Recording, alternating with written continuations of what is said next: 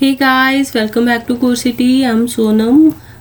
आज हम पढ़ेंगे बेसिक स्ट्रक्चर के कॉन्सेप्ट के बारे में कि ये बेसिक स्ट्रक्चर का जो कॉन्सेप्ट है ये कॉन्स्टिट्यूशन में स्टार्टिंग से नहीं है, ठीक है, लेटर ऑन इमर्ज हुआ है। और इवन ऐसा भी नहीं है कि वहाँ पे कोई मेंशन है कि बेसिक स्ट्रक्चर में ये चीज़ें इंक्लूड होंगी। ये सारी चीज़ें टाइम टू टाइम जो केसेस चलते गए और डिसीजंस आते गए सुप्रीम कोर्ट के, देन ये बेसिक स्ट्रक्चर इवॉल्व होता गया, ठीक है। तो इसकी इमर्जेंस कैसे हुई उसकी टाइमलाइन देखते हैं। 1951 में शंकरी प्रसाद केस आया।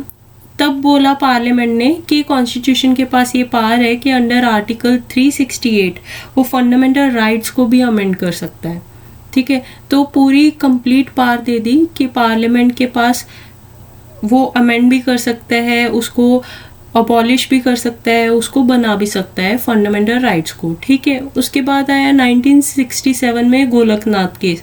उसमें उन्होंने बोल दिया कि फंडामेंटल राइट्स जो है वो इम्यूटेबल है, मतलब उनको ना ही रेज किया जा सकता है, ना ही अमेंड किया जा सकता है, ना ही चेंज किया जा सकता है, ठीक है। तो पार्लियामेंट के पास फंडामेंटल राइट्स को लेके कोई भी पावर नहीं है, ठीक है। तो बेसिकली 1951 के डिसीजन को पूरा ही ओवरराइड करके पलट दिया। उसके बाद है 1971 में 24th अमेंडमेंट आई। तो 24th अमेंडमेंट में ये बोला कि पार्लियामेंट फिर से उन्होंने पावर दे दी कि parliament can abridge or take away any fundamental right, ठीक है।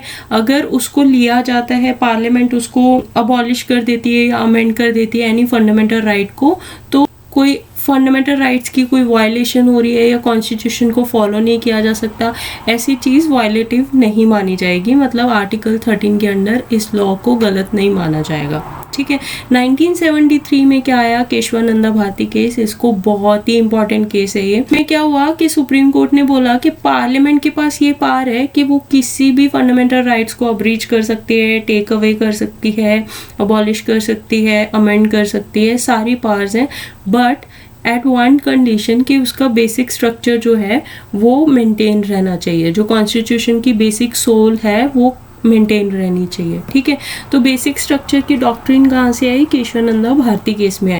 आर्टिकल 368 जो है उसको एनेबल कर दिया up to with some restrictions, ठीक है। तो 1975 टू 78 जब इमरजेंसी का टाइम चल रहा था, इंदिरा गांधी केस आया, उस टाइम पे भी उन्होंने क्या बोला कि 42nd अमेंडमेंट को रिवर्ट करके 44th पे लाने के लिए यही बोला कि इसका बेसिक स्ट्रक्चर, कॉन्स्टिट्यूशन का बेसिक स्ट्रक्चर चेंज किया गया है, that's why we need to revert some things which has been done at the emergency time, ठीक है। तो 1976 में हमारे पास 42nd अमेंडमेंट आई। इसमें बहुत सारे मेजर चेंजेस आए जो रिक्वायर्ड नहीं थे, जो हमारे कॉन्स्टिट्यूशन के बहुत सारी बेसिक स्ट्रक्चर को चेंज कर रहे थे। जैसे judicial scrutiny, basically judicial review of court को हटा दिया था, एंड टेन्योर जो था लोकसभा और स्टेट लेजिस्लेटिव असेंबलीज का वो बढ़ा दिया था। तो बहुत सारी ऐसी चेंजेस थी जो रिक्वायर्ड नहीं थी, ठीक है। तो मिनर्वा मिल्स केस आया 1980 में। उस टाइम पे भी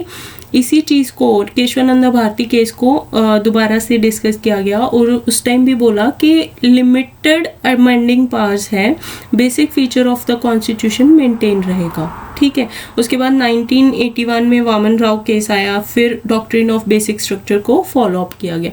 तो टाइम टू टाइम ये जो बेसिक स्ट्रक्चर थे वो इंट्रोड्यूस होते गए। जैसे फेडरल स्ट्रक्चर वो बेसिक का पार्ट है या नहीं है, तो ये जो चीज़ें हैं जो फेडरलिज्म का पार्ट है, वो सारे बेसिक स्ट्रक्चर में जो चीज़ें आती हैं उसको एक बार रीड कर लेना। उसकी लिस्ट दी गई है बुक में, लक्ष्मीकांत में, ठीक है, वो रीड कर लेना। तो that's how it emerged. Okay, that's all for this lecture.